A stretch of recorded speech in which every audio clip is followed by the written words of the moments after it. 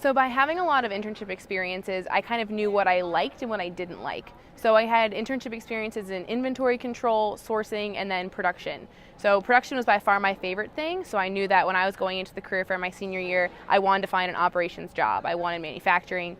And it kind of helped me with the recruiters as well, because I kind of knew what they were looking for. I'd already had roles in that specific area, so I knew exactly what I wanted to do, and then it was a matter of finding, what type of product I wanted to work on and how I could use those skills that I had developed over those 3 years.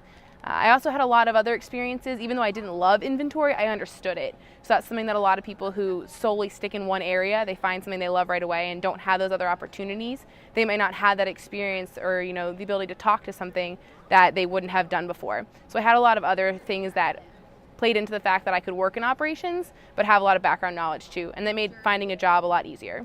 I wish I had known that transitioning to a full-time job is more than just going to work every day. It's really a transition of a whole lifestyle. So when you're in high school, you kind of have everything planned out for you and you depend on your parents a lot. And then when you come to college, it's kind of a free-for-all. You get to pick your own schedules. You usually can sleep in if you'd like to. You never have to be a morning person if you don't want to be. And you have a little less responsibility. But when you join the real world and you have your first career job, you have to, one, go to work every day, but you also have to balance a lot of those things that maybe your parents took care of for you. So that was something that I realized was going to be way harder. Just figuring time, when was I going to go to the doctor? How was I going to, get my car fixed? How is it going to get groceries? How is it going to, develop a friend group outside of work? That's something you have to try a little bit harder for, and that's something I wasn't really truly prepared for. So hopefully that I'm able to share with other people how to get through that. It's something I probably wish I learned a little more before I got there.